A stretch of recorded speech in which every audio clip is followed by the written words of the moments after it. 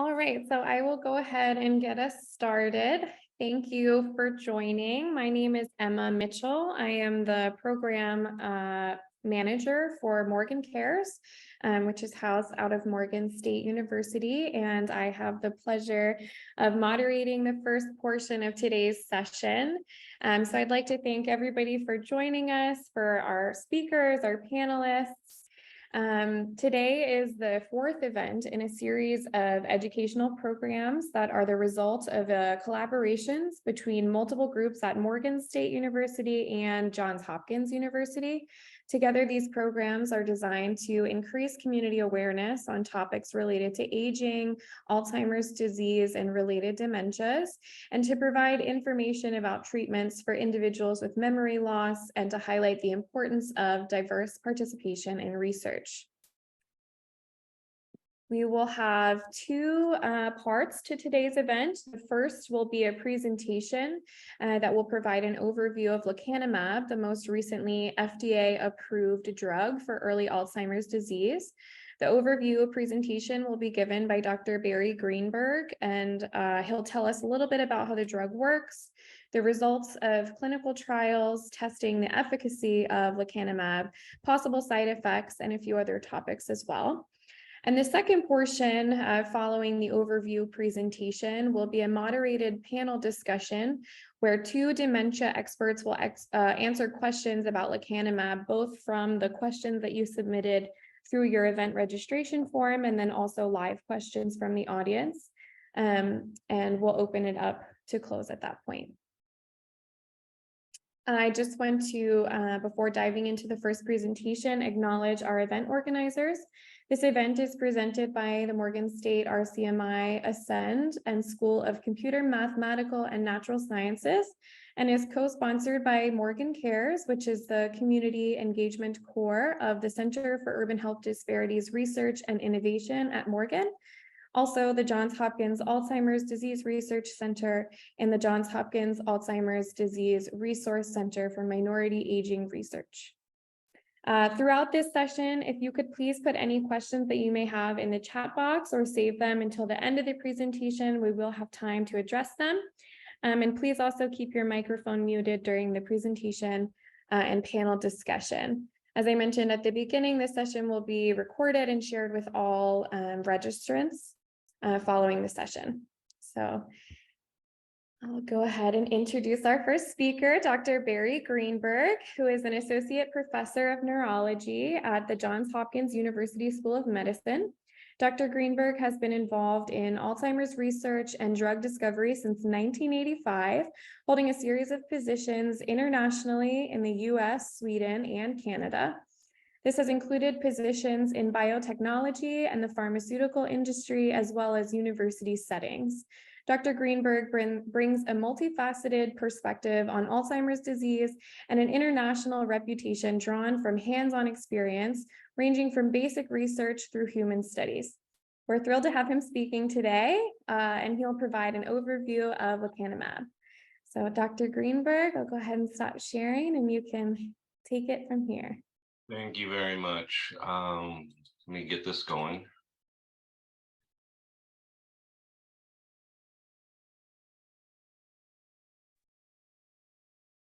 Can you see my slides?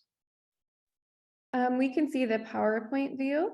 Yeah, but I can't get behind that. Hold on a second. Take your time. Banner.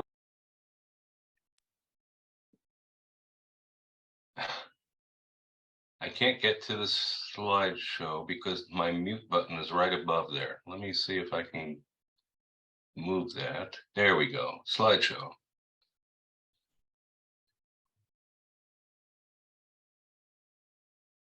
How's that? I think we're still seeing your screen with the PowerPoint. Okay. How's that? Yes. Good to go. Okay, excellent. I want to thank Morgan Cares and Morgan State University. I'd like to thank the ADRC and the AD Rickmar at Johns Hopkins. Thank you for inviting me to make this presentation. And I'll move on with it. The overview that I'll be providing I'll be giving you some background, general background. I'll be talking about the clinical trials and outcomes for the Lecanemab studies, the FDA approval of the drug, the payers' decisions, specifically CMS, Medicare, and the Veterans Administration. There'll be a bit of a discussion on clinical meaningfulness and then a summary and future directions. It all started in 1906 at the Tübingen meeting of the Southwest German psychiatrists. You see on the top left a picture of Dr. Alois Alzheimer. His first patient was a woman by the name of Auguste Deter. She had an aggressive form of dementia with a lot of agitation attached to it. And when she died, Dr. Alzheimer removed her brain and took a look under a microscope with existing staining techniques at the time and made the drawings you see on the right-hand side, which, as we know, with more modern staining techniques, correspond to the neurofibrillary tangles, which are one of the pathological hallmarks of the disease. These occur within affected neurons intraneuronally inside the cells, and outside the cells, amyloid deposits, amyloid plaques. And this is going to really be a topic of the most of the discussion today. Alzheimer's disease has a long pre-symptomatic phase, which provides an opportunity for treatment and prevention. Nearly all of us have amyloid and tangles in our brains once we reach middle age. It's the amounts and the rates of accumulation which contribute to whether we develop Alzheimer's disease. Lecanemab targets the amyloid deposits, but in an interesting way. A beta is the name of the peptide, the protein that it makes up the core protein of the amyloid deposits. It's a naturally occurring functional neuropeptide. It's secreted as a single molecular monomer, depicted here, but also evolves through various conformational states that range from oligomers to protofibrils and ultimately to insoluble fibrils that comprise the amyloid deposits. Lecanemab is a humanized monoclonal antibody that selectively binds to A beta protofibrils. Then these are thought to be the most toxic form, and it initiates the clearance of both protofibrils and amyloid plaques, amyloid deposits. Every phase 3 clinical trial is given a name. The sponsor of this trial was Eisai in partnership with Biogen, and it was named Clarity AD. It was a global placebo-controlled, double-blind, parallel group randomized study. You don't have to remember any of that. The patient population was about 1,800 subjects, about half of whom were in the United States and half of whom were outside the United States. And these are subjects who were diagnosed with mild cognitive impairment or mild dementia and determined to be amyloid positive as part of the enrollment criteria for the trial. They were randomized half to treatment and half to placebo. And the treatment was an intravenous infusion of the antibody every 2 weeks, biweekly intravenous infusions. 3 phases were randomization phase, open label extension phase, and their optional longitudinal sub-studies. This was the real trial, the randomization phase. And the primary outcome measure, which I'm going to be talking about more in the next slide, is the so-called CDR sum of the boxes, Clinical Dementia Rating Scale. And the outcome was a change from baseline at enrollment to 18 months following the treatment phase of the trial. Key secondary measures were amyloid deposits in the brain with imaging called positron emission tomography, PET scans, amyloid PET, and other cognitive and functional measures, which I'll be naming later. In the open label extension phase, this follows the 18-month trial when subjects who wish to continue on the drug or who were on placebo and would like to go on the drug all know that they're on drugs. So that's why it's open label. The primary outcome measures for this extended trial are the number of participants with treatment emergent adverse events. And I'll be talking about these side effects in a short while, as well as further change after the 18 months in the primary outcome measure, the CDR sum of the boxes. The optional longitudinal studies are focused on measures of amyloid in the brain, the neurofibrillary tangles, the tau PET imaging, CSF, cerebrospinal fluid biomarkers, and the sponsor is also testing a subcutaneous administration, which alleviates some of the burdens of the biweekly intravenous infusions. This is a slide from Eisai, and this is really the money slide here. There are going to be a few money slides here.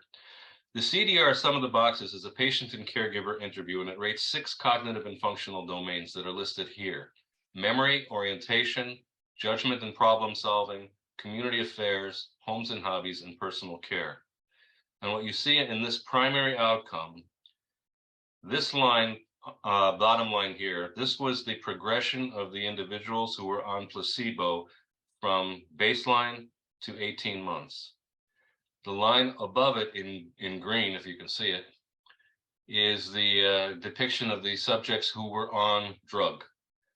And there was a statistically significant separation of drug versus placebo at 6 months, and this differential continued to widen to 18 months. What is seen here that's very important to understand is that all subjects were progressing with their disease. It's just that the subjects who were on drug were progressing more slowly. And this graph showed a 27% slowing on the CDR sum of the boxes, and with an increased magnitude of separation over time. And this effect was seen across all of the domains of this measure. Equally important to the subjects and their care partners are activities of daily living. This is another battery called the Alzheimer's Disease Cooperative Study, MCI, Activities of Daily Living Scale, from baseline to 18 months. This is a battery that's rated by the family or a caregiver. It has 24 items assessing daily activities. And you see again, subjects on placebo and subjects who were on drug, and an increasing magnitude of change, of difference between these progressive changes from 6 months to 18 months. And this shows, this is a slide that shows that the drug was hitting its target. It's removing amyloid from the brain, and substantially, I mean, completely moving amyloid from the brain.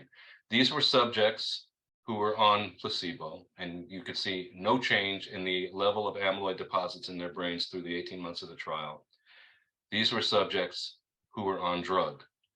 There was a highly significant difference as soon as 3 months on drug, which continued to progress until there was essentially no amyloid left by 18 months. And this line at 30 is considered actually the threshold of positivity on these PET scans. And this just shows what the PET scans look like. These are subjects who were on placebo. These are subjects who were on drug. Baseline in both cases, no change for those who were on placebo, and basically removing the amyloid. For those of you who are familiar with this sort of picture, by 18 months. Somewhat stunningly, there were also changes in Alzheimer fluid biomarkers that were consistent with the disease-modifying treatment effects. As expected, since this was an amyloid-targeted drug, there were changes in the A-beta, the amyloid core protein, the peptide, that were consistent with the removal of amyloid from the brain. And this was both in the cerebrospinal fluid, lumbar puncture, spinal tap, as well as in blood. There were also changes in other biomarkers that were consistent with a reduction in the rate of change in Alzheimer's progression. And these include markers of phosphorylated tau, total tau. Tau pathology is seen on PET scans, a marker of inflammatory response in the brain, the so-called glial fibrillary acidic protein, or GFAP, that is secreted by astrocytes in the brain, and a marker of nerve cell dysfunction. This is a nerve terminal synaptic marker called neurogranin, as measured in CSF. All of these changed in the direction that was expected for a disease-modifying effect by simply targeting amyloid. Now, let's talk about side effects. There were two most significant side effects that were part of this trial. The first are infusion-related reactions. Just to orient you, these are graded in grade 1, grade 2, mild, moderate, and severe, grade 3 to 4. So mild is grade 1. There's notable discomfort, but no disruption of normal daily activity. Moderate, grade 2, there's discomfort sufficient to reduce or affect normal daily activity. And severe, grades 3 and 4, are incapacitating. These could be systemic. If you've ever taken niacin and you've gone into a full body flush, you know what that feels like. What is noted is that of the 897 people on placebo, 898 on drug, there were these mild and moderate infusion reactions in some subjects on placebo. It was more prevalent in subjects who were on drug. There were 7 severe reactions out of the 898 among those on drug. To summarize this, the infusion-related reactions were largely mild to moderate, grade 1 to 2, 96% of them, and occurred on the first dose, and most of them occurred only once. About 40% of the subjects received preventive medications, things you commonly are familiar with, acetaminophen, antihistamines, hydrocortisone, for an infusion after experiencing the first infusion-related reaction. The recurrence rate was the same regardless of whether or not they received the preventive medication. 6 of the 7 severe infusion reactions occurred with the first dose. The other side effect to be aware of are so-called amyloid-related imaging abnormalities, which have been musically termed as ARIA. 2 kinds of ARIA. ARIA-E, which is with edema, so it's swelling in the brain, and these are seen on brain imaging, MRI imaging, when they're not symptomatic, and they're also seen on brain imaging when they are symptomatic. ARIA-E is edema. ARIA-H is microhemorrhages in the brain, also seen on MRI. The symptoms, the mild symptoms and severe symptoms, are listed here. Mild are headache, confusion, visual changes, dizziness, nausea, and difficulty with gait. Severe reactions can include seizures, encephalopathy, stupor, and focal neurological deficits. So the ARIA as a side effect can be asymptomatic, seen only on MRI, or symptomatic, seen on MRI and with symptoms. These are generally mild to moderate and resolve within 4 months of detection. 17% of the subjects on lecanemab exhibited ARIA-E or ARIA-H, 9% of them in the placebo group. So this can happen even if you're untreated when you're in this patient cohort. They were both more common in carriers of 1 or 2 ApoE4 gene forms. And to explain that, the apolipoprotein E exists in 3 flavors in humans: E2, E3, and E4. The normal allele, the normal form, is E3. Individuals who carry an ApoE4 form have an elevated risk for developing Alzheimer's disease, particularly if they contain 2 copies, or as it's termed here, homozygotes. There are 2 of these genes that are carried in our DNA. You can be both the same or different. It could be an E3, E3, E3, E4, E4, E4. Now, the reason we know, one of the reasons we knew this was a risk factor for Alzheimer's disease, in addition to a large number of other studies, is that the prevalence of an E4 gene form is 17% in the overall population, but about 50% in subjects with Alzheimer's disease. So it's clearly a risk factor. If we look at the subjects who were in the Clarity study, the phase 3 trial, 53% carried 1 copy of ApoE4, which is consistent with the 50% in the general population and in the NAD subjects. 16% carried 2 copies. And these individuals were at elevated risk for the side effects. And I'll come back to that. This is also a slide from Eisai, the drug sponsor. And this just demonstrates that protocols exist for diagnosing and monitoring ARIA in the event that it occurs. Asymptomatic subjects, the information is outlined in red. Symptomatic subjects are outlined in blue. If someone is asymptomatic, and so the ARIA is only determined by a brain scan, by an MRI. If it's mild ARIA, E or H, the subjects can continue treatment with monthly MRIs to monitor.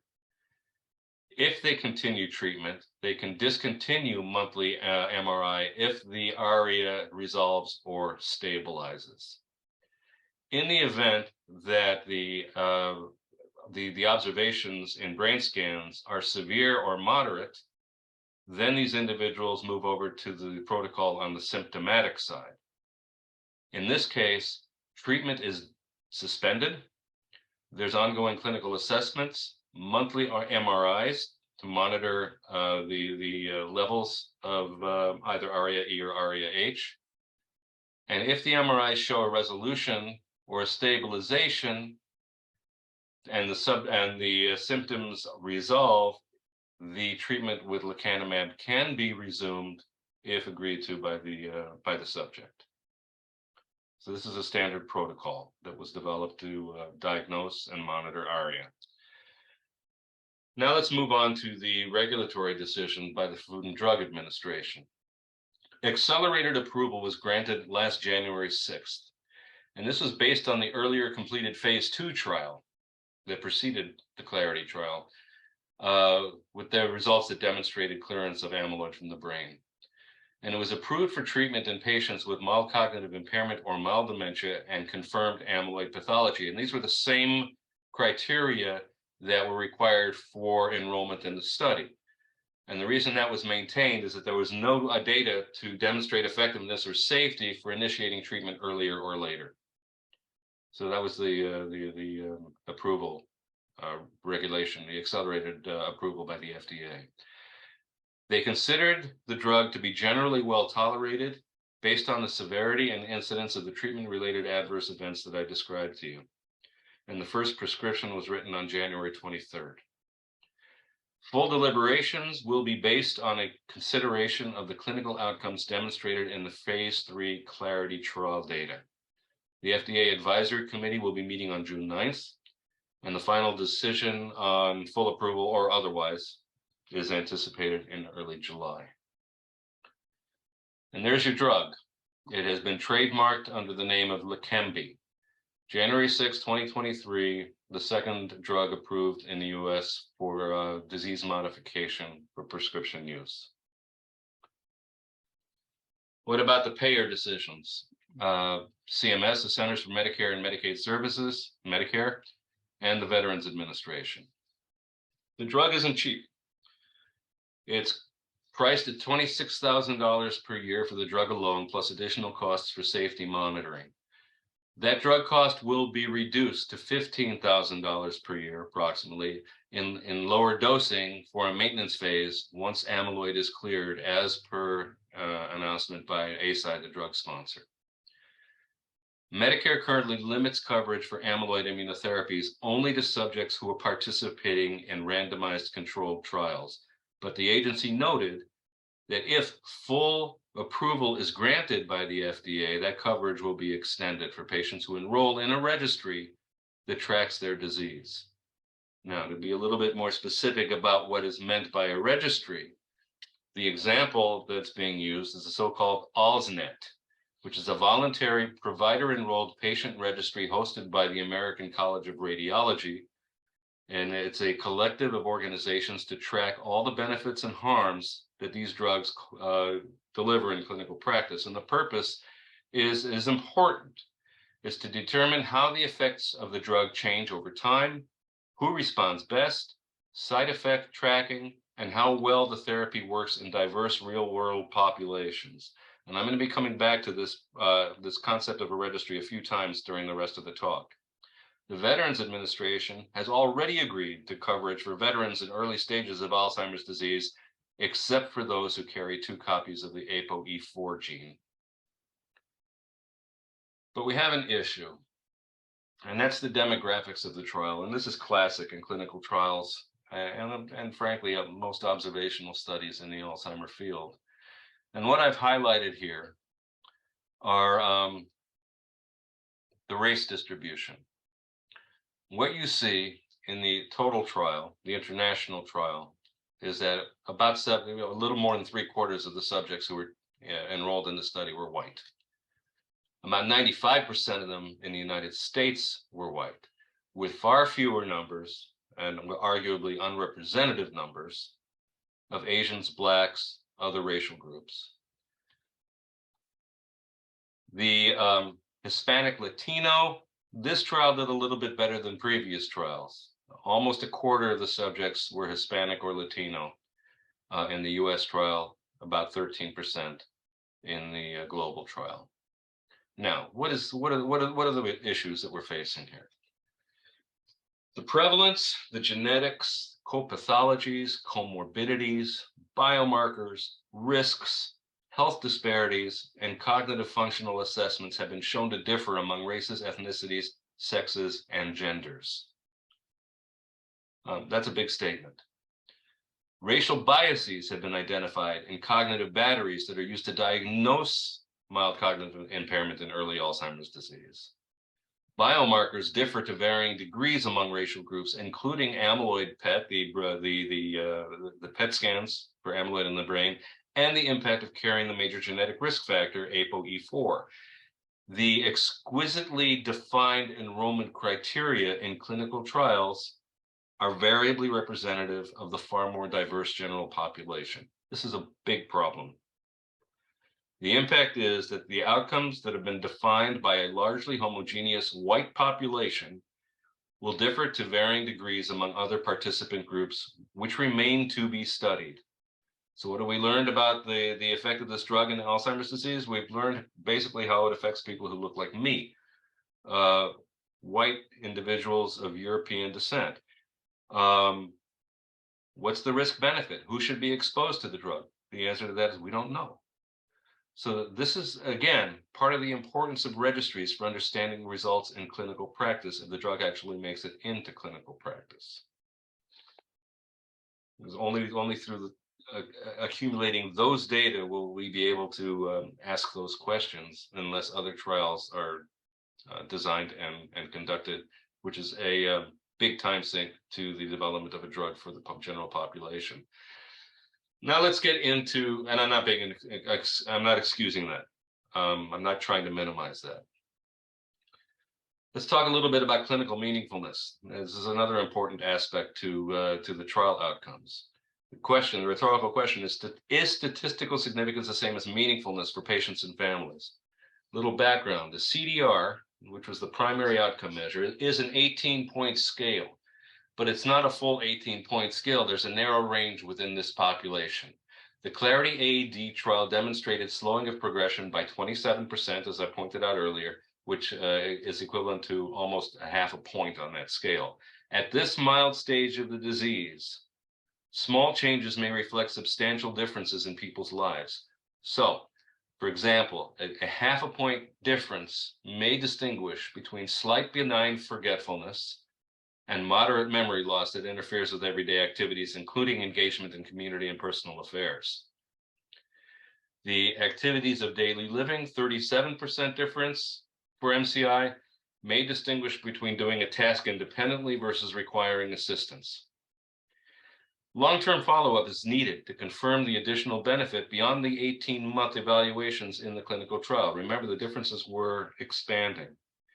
And these will come from open label extension studies and from studies, registry-based studies in the heterogeneous clinical practice, with adjustments for implementation that will be required in order to make that happen.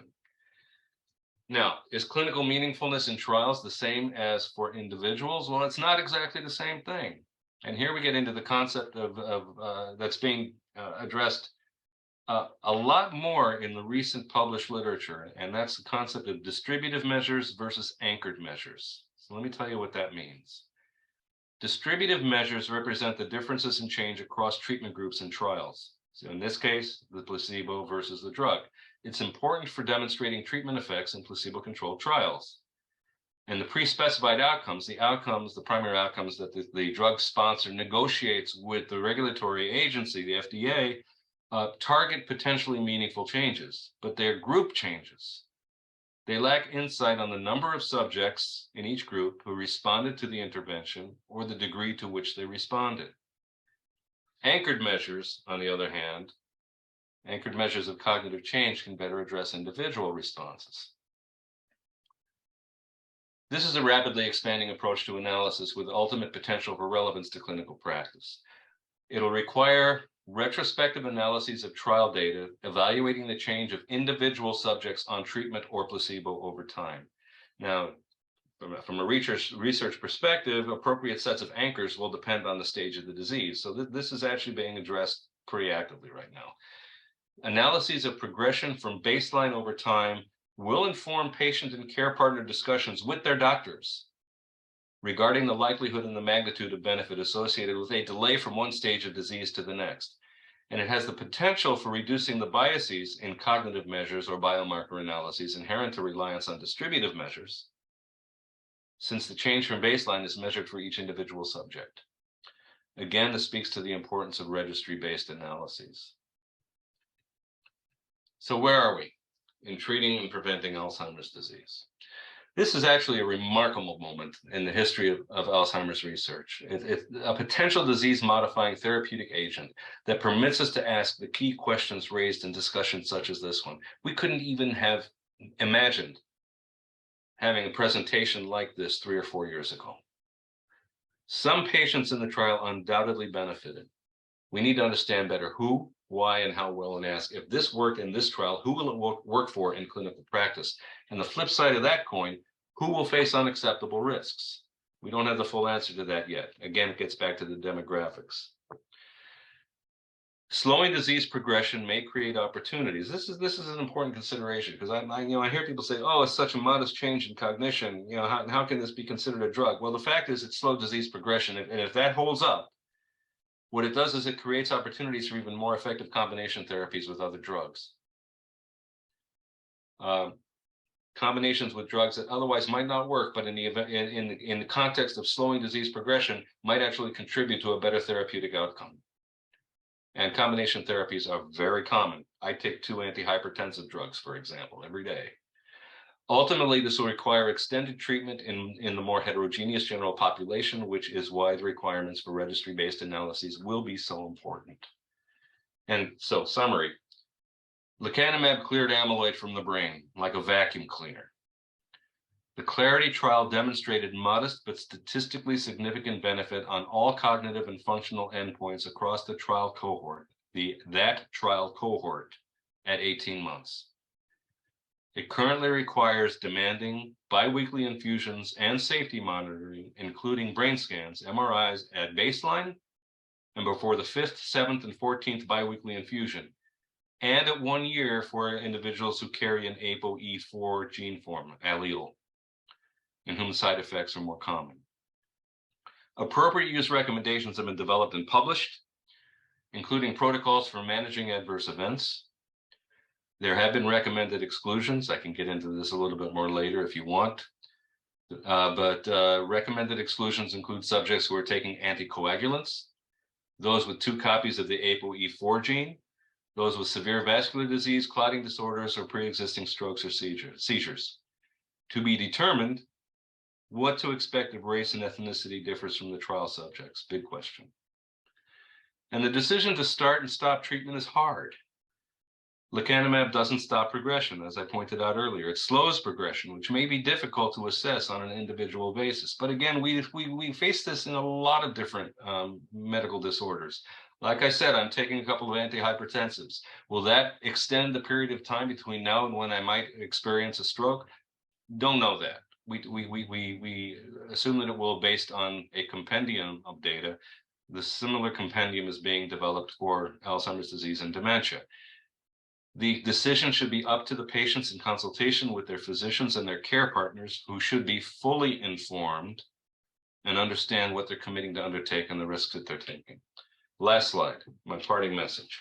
The Alzheimer research field remains committed to learn what it can from this moment to deliver safe, effective, and affordable therapies.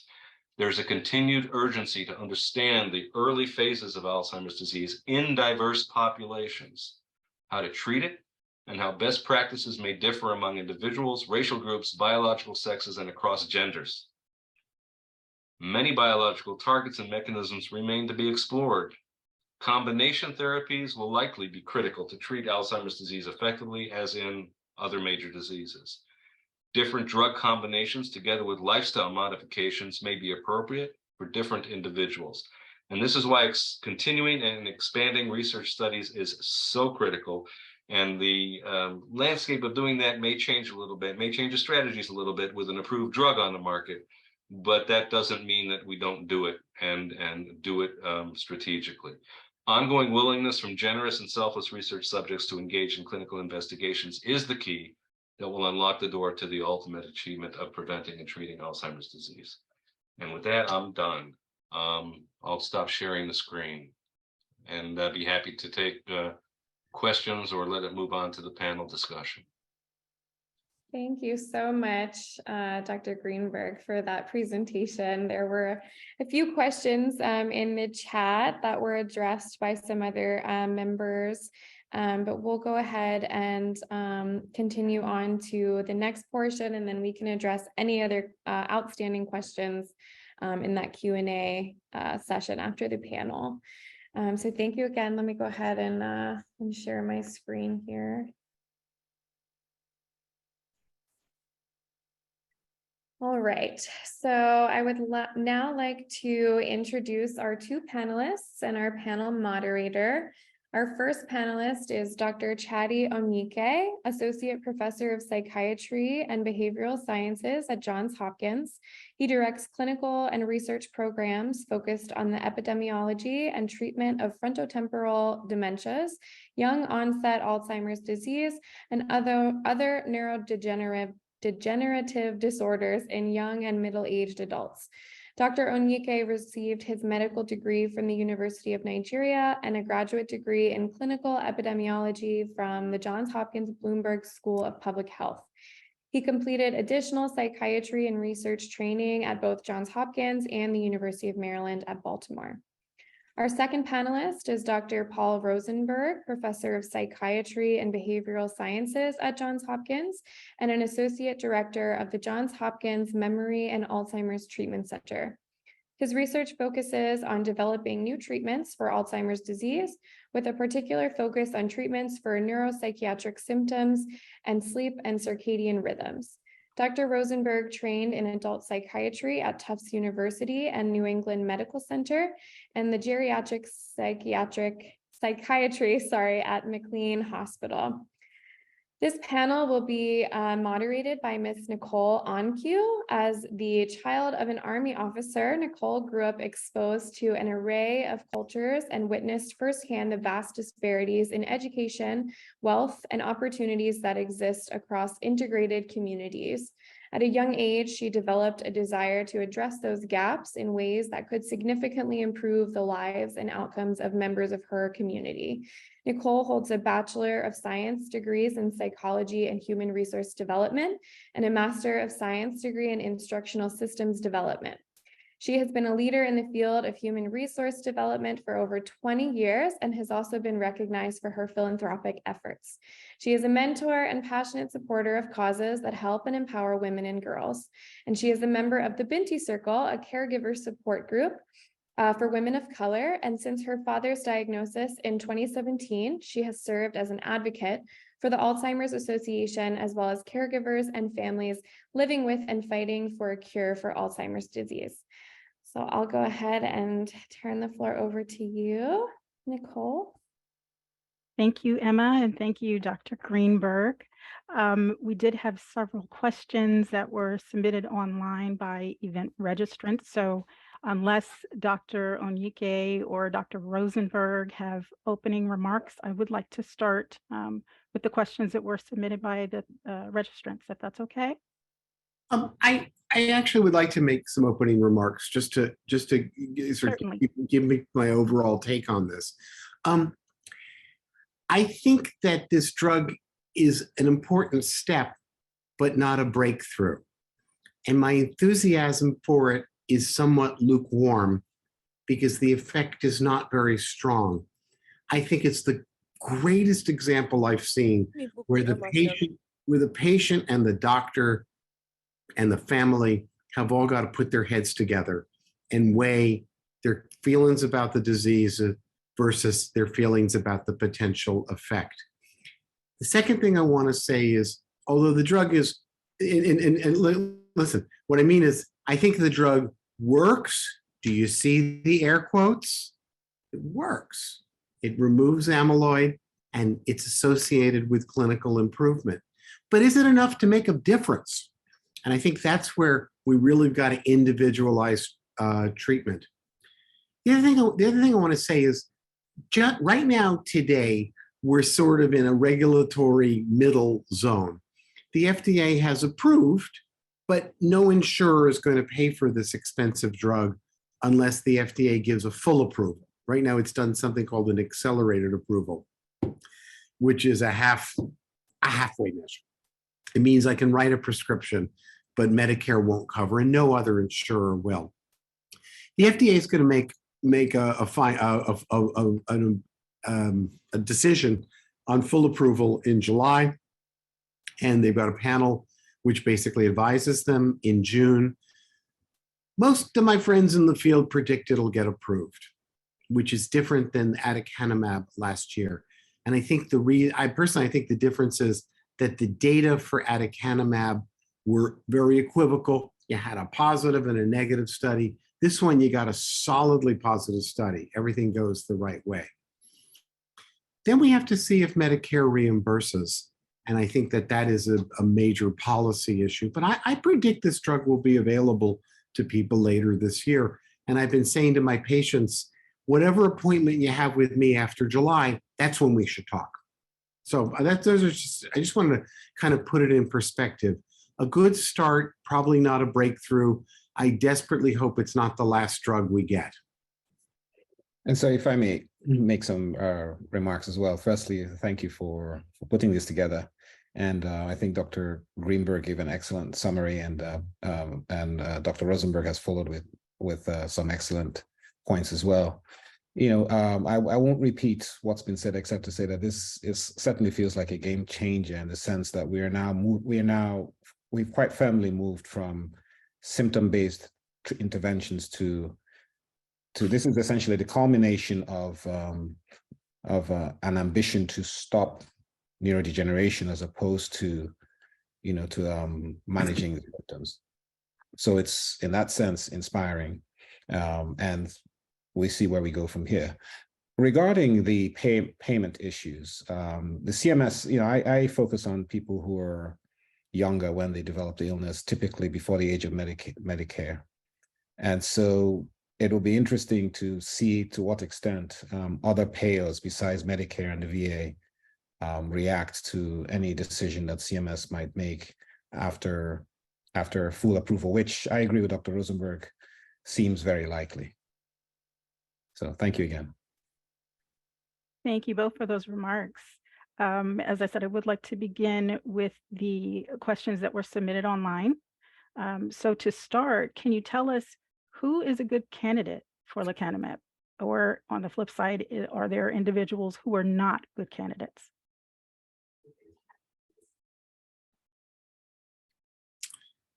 Well, let me take a first stab at this. The drug was studied in what we would call very early Alzheimer's. And if you're looking at the fine print, try to ignore it.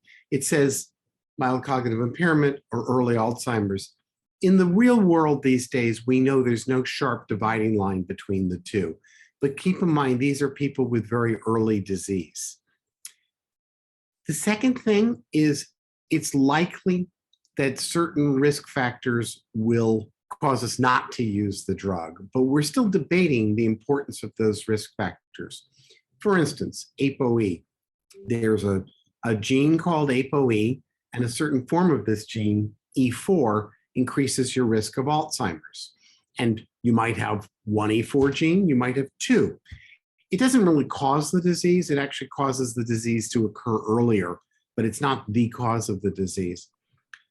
A small number, a lot of the population has one E4 allele, over a quarter. A very small proportion of the population has two, because you need to get one from each parent, which isn't that common. The people with the two E4 alleles have a higher rate of side effects, and it's high enough that I suspect the FDA is going to caution against it, although probably not forbid it. The harder one are blood thinners. Lots of older people take blood thinners. And now that they've gotten safer to use, for instance, the blood thinner called Xarelto, a pretty easy drug to take. You don't have to get a lot of blood tests and so on and so forth.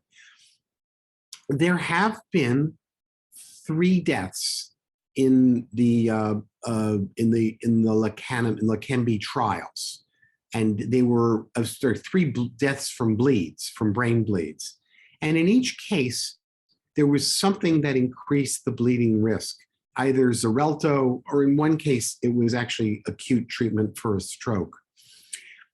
We don't don't know where we're going to come down on blood thinners. So I'd say the ideal candidate, and we'll find out what the FDA says. I expect them to have some more specific recommendations, and God knows we're going to need it. So I think the best candidate is someone who has very early disease. I think that's going to be defined. I think there's going to be some quantitative measures of that. Mm-hmm. But for me, the biggest thing is, how bad do you feel about the disease, and does it outweigh concerns about risk? That's a real personal decision. That's not even a doctor's decision. Listen, there's many things in medicine where a doctor can really have a strong opinion, okay? If you're in the emergency, if you have chest pain and you're in the emergency room and they think you're having a heart attack, I recommend you get treatment. I'm not gonna whiffle about it and say, there's a patient decision. I think we should have a conference to decide it. But in this case, I've never seen a decision so clearly patient-centered. I think it's going to depend on you weighing, I wish I had the scales, the scales of justice. There's a scale on each side. How much does your concern about the disease weigh versus how much does your concern about side effects? And I can tell you you take two people who have exactly the same functional level, and you can get totally different answers to this. Okay. How's that for a long answer to a short question? Very helpful. Very helpful. You mentioned, I just wanted to follow up on this because you mentioned early onset and the fact that has not been clearly defined. So are we looking at the different stages that folks may be in? Well, let me put it this way. When I say early disease, I mean clinically early disease. Most of the people who are going to take this drug are going to consent for themselves. Okay. Mm-hmm. They may well be functioning in many areas of life. They might still be driving. They might still be doing their bills. I guarantee you, if they are, their families are worried about them. Mm-hmm. And they are certainly using the toilet and dressing themselves and so forth. It's a narrow range. The thing you have to realize is when I say early clinical disease, the Alzheimer's process has been going on for 15, 20 years at that point. Mm-hmm. Spooky, but true. Thank you. Dr. Onyike, did you have anything to Well, add? I was just going to say, generally, so if we look at the history of memantine, for example, it was initially approved for very late stage disease, but then over time, there has been creep in terms of, there's been a broadening in terms of its usage. And as Dr. Rosenberg has mentioned, deciding where to draw the line will not be an easy thing, especially in the face of desire. And so I think the guardrails will end up being, payer decisions, what the payer will agree to do. And I anticipate that there will be efforts to define hard numbers, around scores on certain clinical instruments. Exactly where those lines will be drawn, we'll have to see. Thank you. We had some of the additional questions about patient outcomes. So can you tell us how much benefit one can expect from the drug, for example, in terms of improvement in daily functioning or effects on quality of life? Well, if we were to take literally the numbers Dr. Greenberg presented, we might expect that firstly, people decline in both treatment groups. So what we're really talking about is to what extent people decline, how much slowing do you get from taking this treatment? And right now the effect sizes seem rather small. It's not clear how they translate from group to individual. And in the real world, you're going to be contending with more complicated people, people who have heart disease, people who have a variety of other medical conditions. And in general, clinical trials data often are in danger of overestimating benefit because they're dealing with healthier people than who will actually receive the treatments in the real world. So I think the effect sizes are likely to be small. But this is where the registries, I think, will help us clarify things over time. Thank you. And going back to the clinical trial results, Dr. Greenberg did touch on the fact that certain subgroups of the population weren't adequately represented, but do we know whether subgroups responded better or worse to the drug? We know that we haven't found the subgroup that responds better. They were quite disappointed because this trial was large enough that it was powered so you'd be able to tell men, women, black, white, older, younger, kidney disease, whatever. There was enough power to ask those questions, but nothing really jumped off the page, meaning they didn't find a particular group that did better than others. They didn't find a particular group that did worse than others. Clearly, we don't know what that factor is. One of the questions had to do with,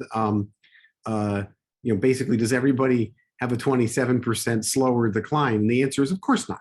There's a range of responses, and we'd love to deconstruct that. We'd love to know who's more likely to respond. Look, we were talking about diversity in trials, and this trial had lousy diversity. I'm sorry, I don't have a nicer word for it. We have many reasons to need inclusion and diversity, and it isn't just justice. It started with justice. That's the high ethical part. But there's some real practical parts. Blacks and whites have different responses to other drugs. Blacks have somewhat different risk factors for dementia, or sorry, Black Americans do. And Black Americans have higher rates of dementia, probably due to higher rates of vascular risk factors. So we're missing that. Someone else asked, is anything being done about diversity in clinical trials? I have to answer to NIH for every dollar I spend. And one of the first questions is, how is your inclusion? Mm-hmm. I'd say the field hasn't quite cracked that code yet. We're sort of working toward it. We're getting better. And it's more, the NIH funded trials tend to be doing better simply because NIH says, you are required to do this and we are going to monitor you for this. Right. Yeah, the efforts to diversify trials have not been very successful. One of the, I think, they have the NIH mandates, as Dr. Rosenberg has pointed out. I think that they've had limited success. The challenge is, going to require very serious outreach activity. But I think the aspect of outreach that does not receive adequate coverage is broadening where the clinical trials happen. Because right now, outreach is still requiring people to come to the ivory tower or to areas where, people from minority ethnic cultural groups do not necessarily gravitate to for care generally. And so it's going to become, I think, to really get there, we'll need some sort of knowledge and skills transfer to broaden exactly where these trials happen, where the recruitments take place. Thank you both. And I'd like to discuss side effects for a moment. Were there subgroups who were most at risk for side effects? Do we know that? And can you talk further about the brain bleeds and what we know about the effects of brain bleeds? The major risk factors, so the serious side effects are these so-called ARIAs, amyloid-related imaging abnormalities. There's two kinds. One is brain swelling, we call vasogenic edema, and the other is microhemorrhages, which we call microhemorrhages. And most of these are just MRI findings. To take the drug, you need to get a lot of MRIs. You need 3 MRIs in the first 6 months. That's a lot of monitoring. And the reason for those MRIs is to monitor for these events. Most of them have no symptoms, but a small proportion, I can't remember the number, maybe 25% have some mild symptoms, usually headache, maybe feeling a little nauseous. And a very small number have more serious neurologic symptoms. They haven't told us how many are permanent. It is one of my big beefs with the industry on this. I'd like to know if you get one of these serious effects, how frequently does it last till the end of the trial? The answer is they're pretty rare. They're probably on the order of 1 or 2%. But this is what people want to know. I mean, when you sign a consent form, it tells you what's the worst that can happen. And we don't quite have that number there. Certainly people with 2 ApoE4 genes are at significantly higher risk of these side effects. And it's high enough.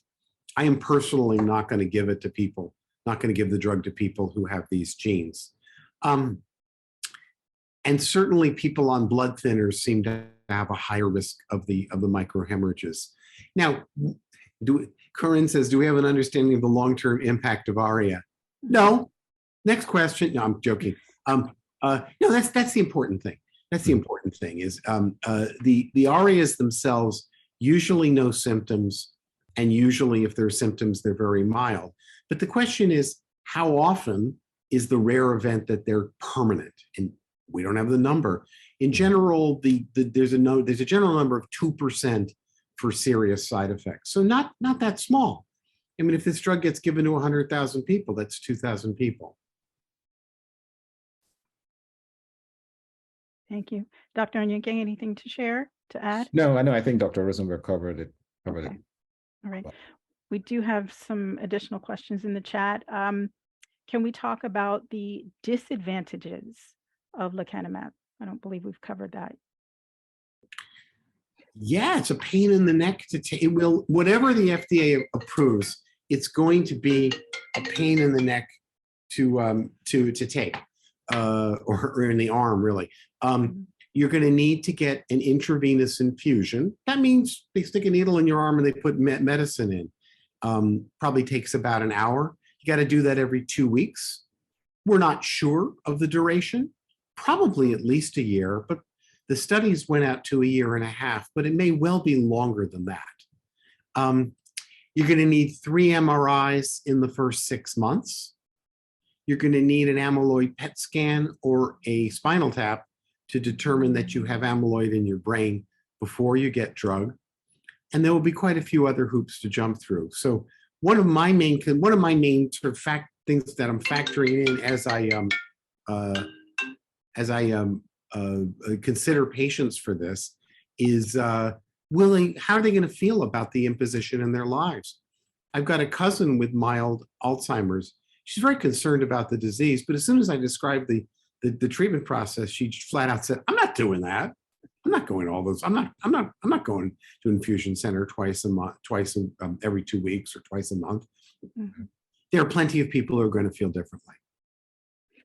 And the frequency of infusion reactions can be expected to be high as well, and some of that will cause considerable discomfort. It's pretty high. I just saw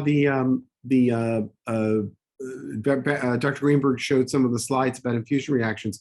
Actually, about 1/4 of people who got lecanemab had infusion reactions. They're mostly very mild, but occasionally you have to give other medicines for the reactions. Mm-hmm. Here we're planning to use steroids if they get an infusion reaction, for example. Thank you. We do have some additional questions. Can you tell us what is the outreach to get participation from the African American community? What outreach efforts are being taken at this time? Well, one can't. Well, we know that the Alzheimer's Association is engaged in a concerted effort. There is, through a variety of mechanisms. One, for example, is the New Ideas Study. But there are other efforts that are happening. And then at the local centers, at Hopkins, for example, we for a long time had a standing community engagement efforts through a community board, a community advisory board, and a series of activities that we hold every year, with a community audience. And then also there are events within the community. We partner with local organizations as well. For example, the Jones family has an annual lecture series that many of us participate in that is directly facing the community.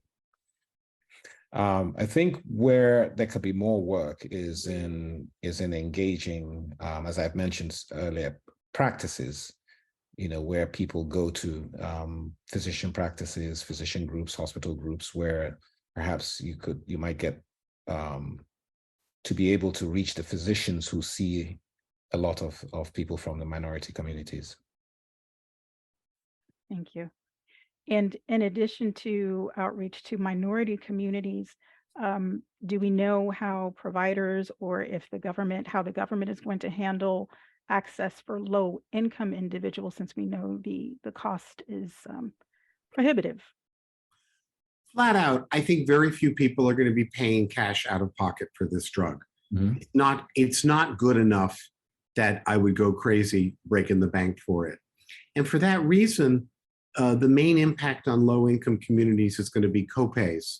Mhm. There will be copays, and actually, most likely, the copays will be the problem for copays will not be the drug itself, but it might well be the MRI scans. Mhm. Will the government do something special? Well, the answer is, if you have Medicare, you have Medicare. Mhm. But many people have Medigap to cover the copays and other costs. Yeah. So I haven't seen a specific government program for low-income persons, but many people who are low income are so-called dual eligible, Medicare, Medicaid, dual eligible. And I suspect those folks will have minimal costs. Mhm. But if you got to get to the infusion center, you got to get to the infusion center, whether it's your car or someone else's bus, so it can cost money. Well, what I will say is that the people who are younger and who might be on Medicaid rather than on Medicare, or who might have a commercial insurance, might face more hurdles to get to the treatment. But I don't believe, and they might have higher copays as well. We'll have to see how it shakes out up beyond. I mean, it's clear what is likely to be the case for Medicare, but for people who will have to rely on commercial insurers, we don't know. Speaking of inclusion, Inez points out that one thing that could improve inclusion is transportation. That's a good point. And in fact, we include that and fund that in almost all of our trials now. Mm-hmm. Excellent. But we get to pick and choose who transports, and we usually pick and choose in a manner to improve diversity. Okay. I do see that there are quite a few hands raised. If we have folks who want to ask questions, how do you want to handle that, Emma? I think folks can just unmute one at a time, or if you want to call on people, it's up to you. So there's a question about age. For example, if someone is 80, at the moment, there doesn't seem to be, other than the consideration that, the older one is, the more likely it is that they might be taking medicines, for example, blood thinners that might get in the way. But age per se is not likely to be a serious consideration for whether a person should or should not have the treatment. I did have a follow-up question, actually. Do you know whether the trial was able to assess effects of the drug when it's taken with antipsychotics? I know my father, for instance, takes antipsychotics for agitation, as many Alzheimer's patients do. Do we know about the effects of those two things working together or counteracting each other? As we like to say in academia, great question. No, we don't. I mean, we don't know. They didn't present anything on that. In general, like a typical trial, it's a clean population and they don't have a lot of other problems. They kind of don't represent the real world. And this is why I think it was Dr. Onyike who said, these trials data have a way of showing you the best aspect of a drug. And then when you get it out in the real world, there's a lot of factors that might serve to dilute the effect. There's no a priori reason why this drug couldn't mix with most psychiatric drugs, but there wasn't a lot of data in the trial about that. Okay, thank you.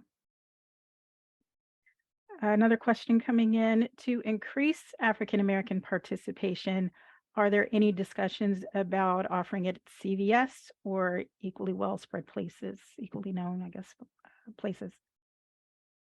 I think the real question is whether we'll be able to do home infusions. Yes. CVS is not going to, I'm sorry, I shouldn't be so glib.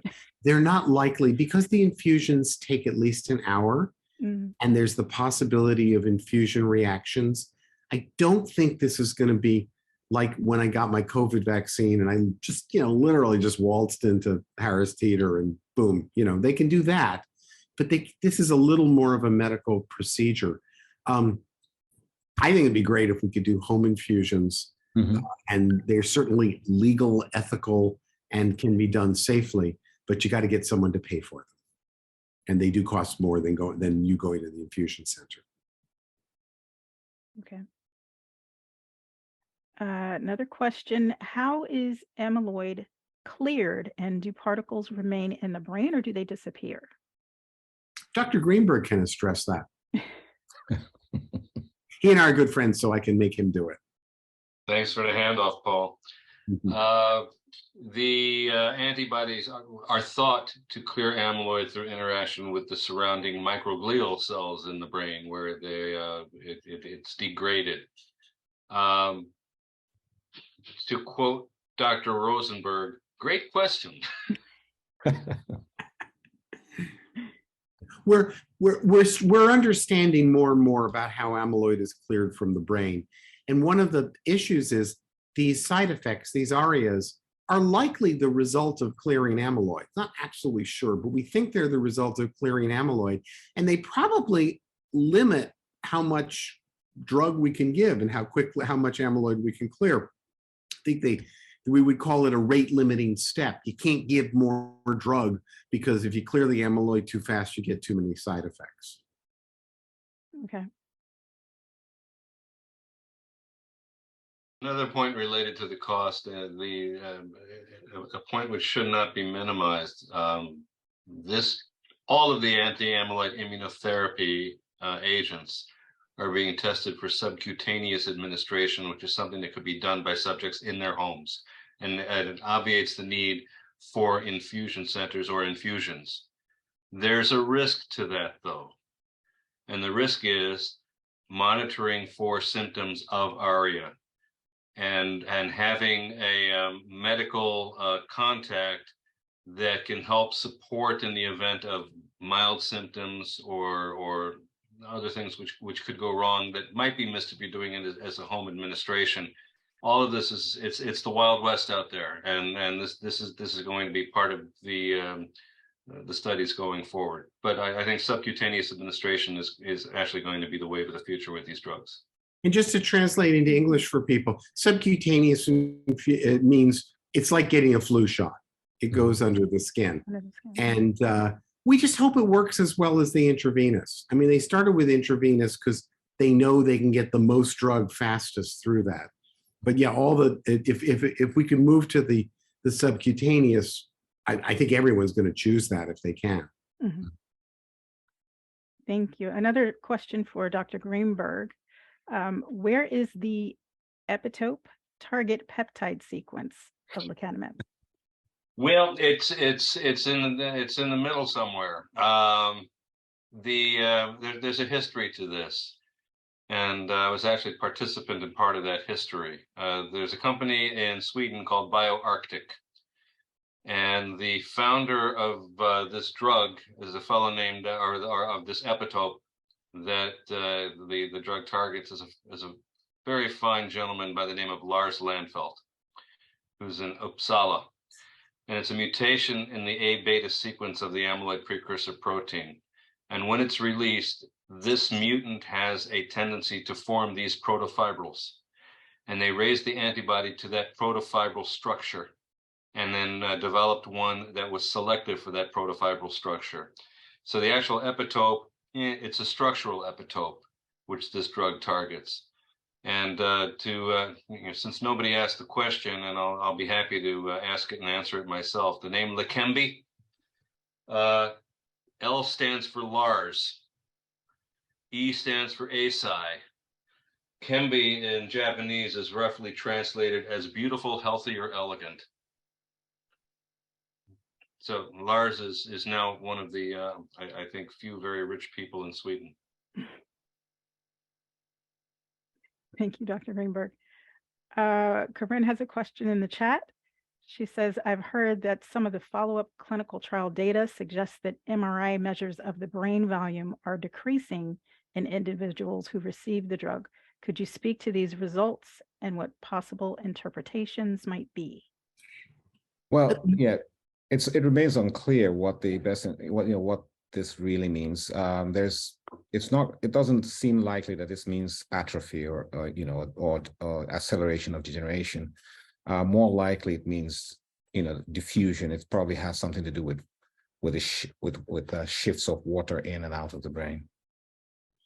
I mean, in the big picture, with MRI brain volumes, they're pretty darn good for predicting who's going to get worse without treatment, but we really don't know what's supposed to happen with treatment. We really don't know, and different treatments give different results. So what Dr. Pettigrew is talking about is the fact that, well, we think that we want more brain and more brain volume, and therefore in these studies, sometimes you see less brain volume with treatment. I think it's actually the worst marker for, not a good marker for following the success of treatment. Mm-hmm. Okay. And we have a few more questions. In terms of future developments, can you speak to, are there any developments in the works for enhancing the effectiveness of the drug? I personally think that the most important developments in the field are going to have a different kind of drug. The reality is a drug like this, as Dr. Greenberg points out, I love the term, works like a vacuum cleaner for amyloid. It really reduces amyloid, but we can see the clinical effects are fairly small. We've probably maxed out what we can do with amyloid. Even if we had a better drug, I don't think it would work any better. But there's another substance in the Alzheimer's brain, which is tau. And in order to get demented, you have to have changes in tau. We've made less progress, a lot less progress so far in finding anti-tau drugs. And most people I know in the field think that's where the field's got to go. Dr. Onyike, anything to add? No, I think that's spot on. Okay.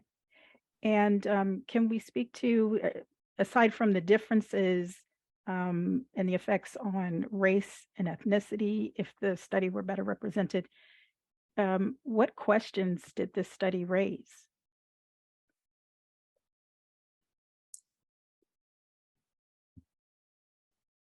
Actually, I didn't quite understand the question. Yeah. Question about race and ethnicity, or questions about other things? I just didn't quite understand. So we know that there are questions about whether there might be differing effects on patients based on their race and ethnicity because the study wasn't very well representative. So the question is, what additional questions did this study raise? So there are a variety of subgroup analyses that the study is not able to, address. One of them is the one that's just mentioned, looking specifically at differences in effects by race, because the other groups are too small. There are not enough people to do those kinds of analyses. Dr. Greenberg in his presentation touched on questions about who exactly is responding, because what we're looking at in the data is an average across everyone. So you take everyone's scores and you say, here's the average from the class, but you actually don't know whose grades were worthy of a D and whose grades were worthy of an A. And in the real world, in the clinic, I either have the person with the D or the person with the A. And right now we don't have a way to know how to know or to predict for the person in front of us exactly what response to expect from this treatment. And so it would be good to have that kind of data. We'll be able to give better information to people to make the decisions, yes or no, about taking treatment. Okay. Can I add to that? Yes. I was just involved in a meeting earlier today, and this was a very active point of discussion. So the VA has approved supporting this drug, and the veterans represent a racially far more diverse group of individuals than anyone who was tested in a clinical trial. And the point was made that if a physician is facing someone who does not fit the individuals who were tested in the trial, that needs to become part of the discussion to inform the patient and the care partner so that they're making the decision, understanding. So for example, if I'm an elderly Black man who walks in with a concern about my mild cognitive impairment, I need to be told by my doctor, this has not been tested in people like you. And this is part of the risk that you must be willing to accept if you're going to go on this drug. And that's something which may need to be reflected as a policy decision by the VA, by the FDA in its labeling in the event that there's a full approval in July. This is just a fact of reality. You're shaking your head, Paul. No, I agree. Okay. Okay. We do have a few other questions in the chat. Cherie says, how early do you as physicians test people for Alzheimer's, leading to being a viable participant? She says she doesn't know of many people who've had MRIs or PET scans in order to diagnose dementia. It seems people lean on confusion and memory issues, which could be caused by other things. So the question is, how early do you as physicians test for Alzheimer's? If this drug is approved, we'll be doing more of the biologic tests like the PET scans. The problem is the PET scans are not covered by Medicare, who decided years ago that they didn't have enough clinical value to be worth the $5,000 to $8,000 per scan. Right now, if I want to test someone, I have to get a spinal tap, a lumbar puncture, and test for the chemicals in the it's the CSF, it's the fluid that surrounds the brain. It's actually a great test. It's probably better than the amyloid PET scan, tells you more. But you have to have a very skilled person put a needle in and take the fluid out.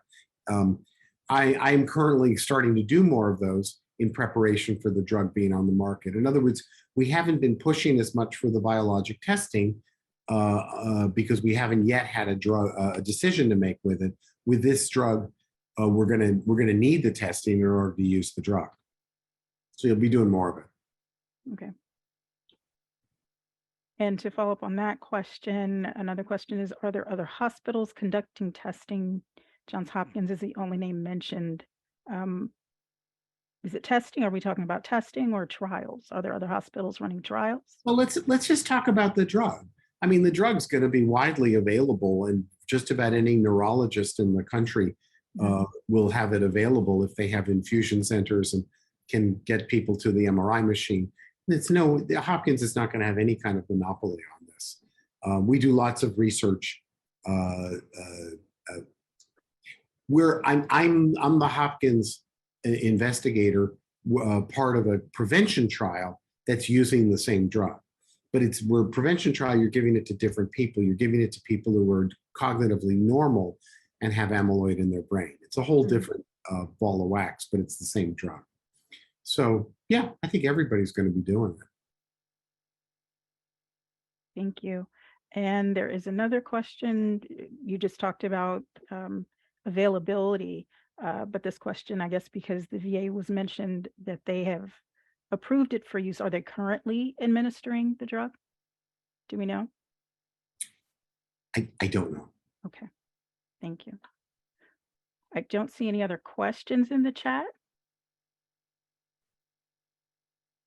Do we have any other questions for Dr. Rosenberg or Dr. Onyike or Dr. Greenberg?